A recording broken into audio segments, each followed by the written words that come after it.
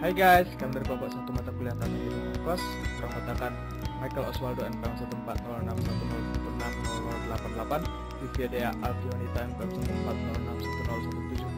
140610170051, Nasabila Asrama Sausan, Ramadanti NPM 140610180020, Media Nabila Safira NPM 140610180084, dan Ronald Sinaga NPM 140610180089. Dalam video ini, kelompok kami akan menjelaskan produk, komponen biaya dari produk itu sendiri, dan strategi untuk mengendalikan biaya yang dikaitkan dengan kondisi saat ini.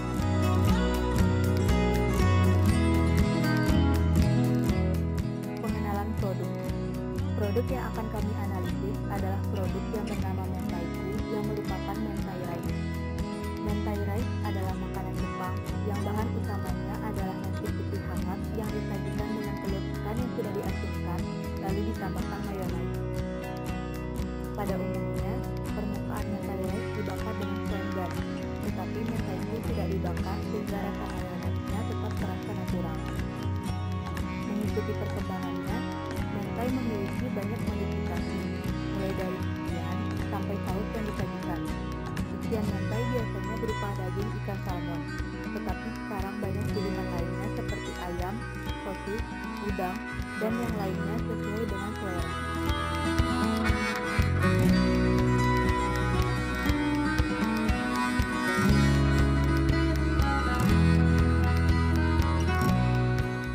Biaya yang diperlukan dalam pembuatan 500 porsi mentaiku per bulan yaitu nasi seharga Rp750.000, dan cabai seharga Rp425.000, mayones pada seharga Rp500.000.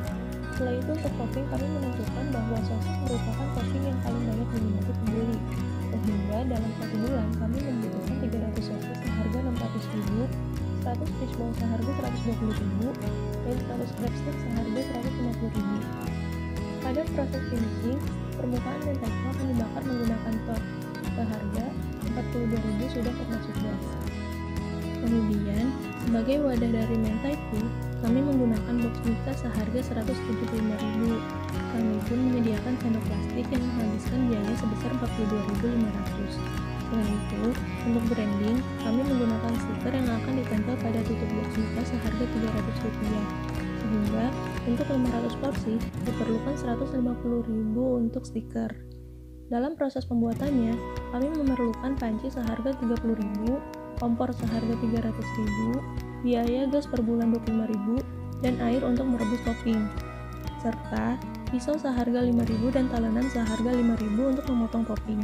Kami juga memerlukan kulkas seharga Rp1.000.000 untuk menyimpan bahan makanan, magicom seharga Rp150.000 untuk menanak nasi, serta biaya listrik per bulan Rp20.000.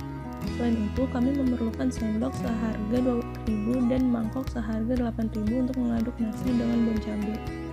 Setelah proses pembuatan mentaiku, kami memerlukan sabun dan spons cuci piring yang masing-masing harganya Rp5.000. Sehingga total biaya yang diperlukan dalam satu bulan yaitu Rp4.505.500.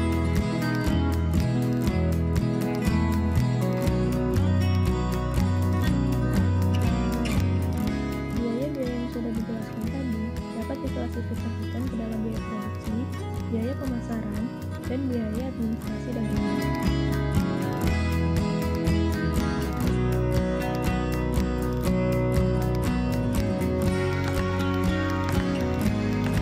Yang pertama yaitu biaya produksi.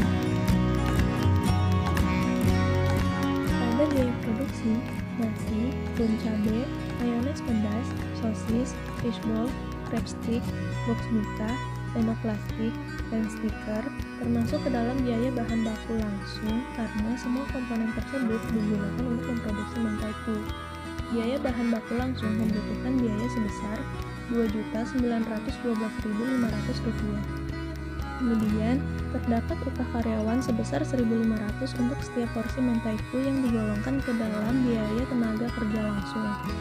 Biaya tenaga kerja langsung membutuhkan total biaya sebesar Rp750.000.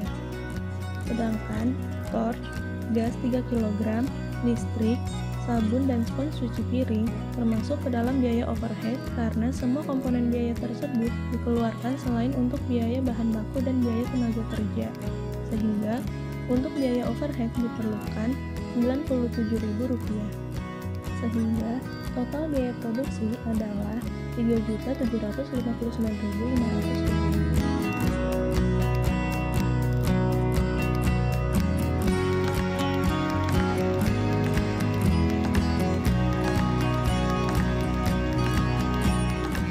Lalu selanjutnya, biaya yang dibutuhkan dalam produk mentai rice ini adalah biaya pemasaran.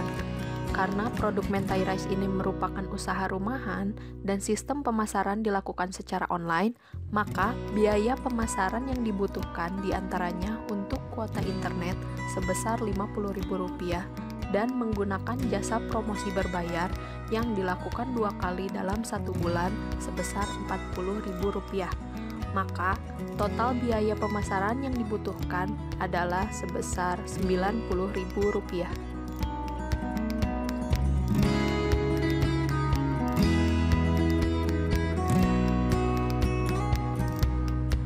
Selanjutnya terdapat biaya administrasi dan umum yang di dalamnya terdapat biaya penyusutan alat.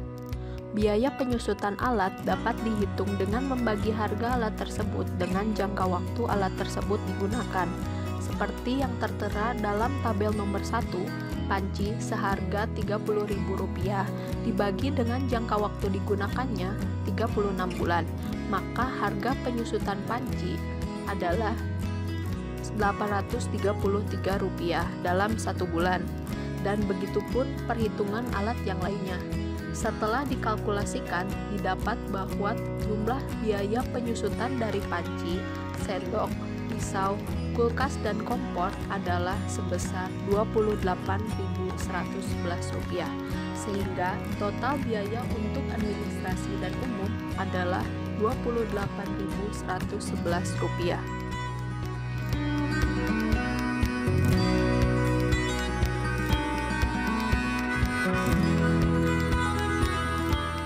Untuk menghitung harga pokok produk, dapat dilakukan dengan mengkalkulasikan semua biaya yang dibutuhkan dalam memproduksi produk tersebut, seperti biaya produksi yang di dalamnya biaya bahan baku langsung, biaya tenaga kerja, dan biaya overhead, lalu biaya pemasaran, serta biaya administrasi dan umum. Didapat bahwa total biaya keseluruhan yang dibutuhkan memproduksi mentai rice dalam 1 bulan dengan 500 porsi adalah Rp3.877.611. Jika dibagi dengan 500, dapat diketahui bahwa harga pokok produksi 1 porsi mentai rice adalah Rp7.755.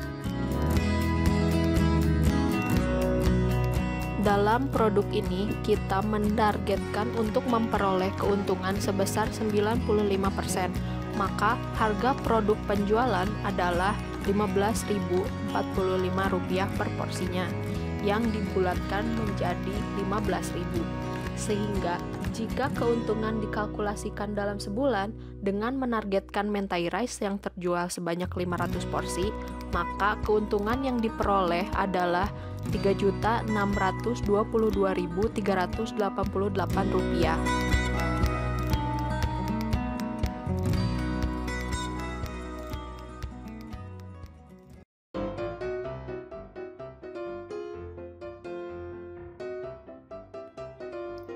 Oke, berikutnya kami akan membahas mengenai pengendalian biaya.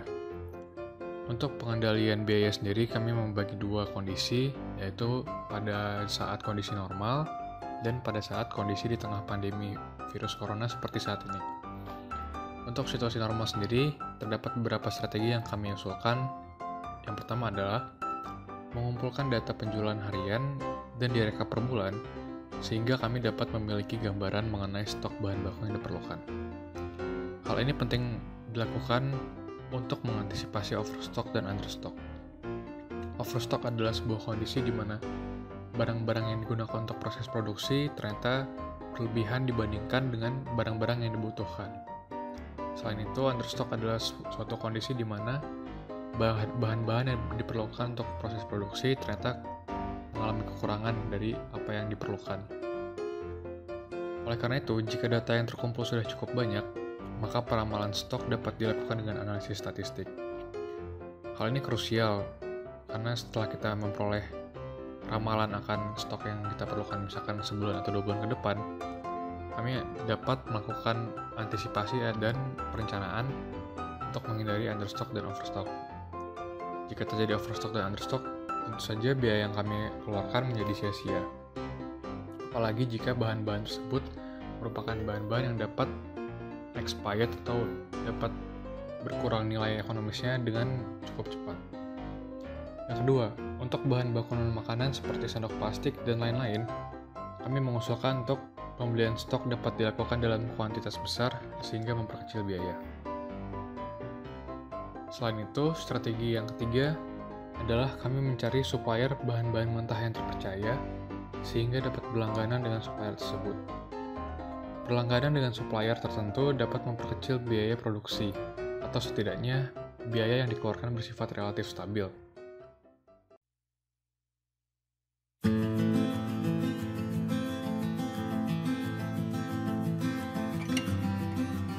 Berikutnya kami akan menjelaskan mengenai strategi pengendalian biaya pada situasi seperti saat ini di tengah pandemi virus corona. Pada saat ini, biaya bahan-bahan pokok cenderung naik karena permintaan yang semakin banyak dan supply yang relatif sama. Oleh karena itu, kami melakukan sebuah penyesuaian dengan cara mengurangi porsi yang disajikan namun menjualnya dengan harga yang relatif sama. Dengan cara ini, kami tidak perlu untuk mengeluarkan biaya yang lebih besar dalam membeli bahan-bahan pokok seperti misalkan beras ataupun gas.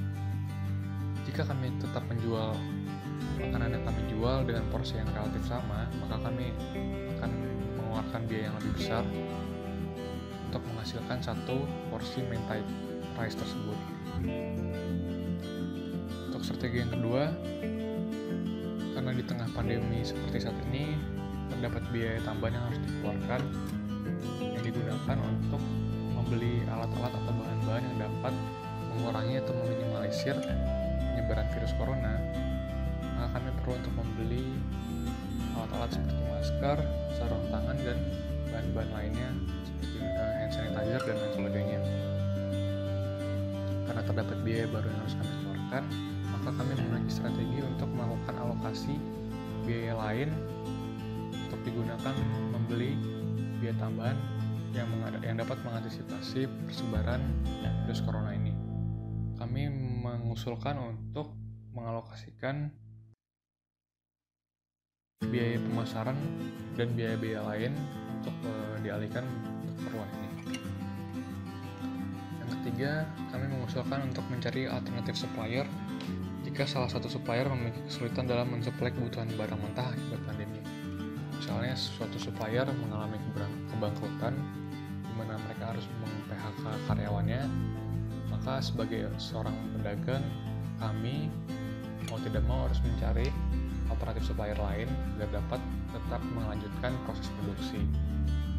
Selain itu, mencari alternatif supplier dapat juga dilakukan karena misalnya mereka harus menjual barang-barang yang mereka jual dengan harganya semakin tinggi.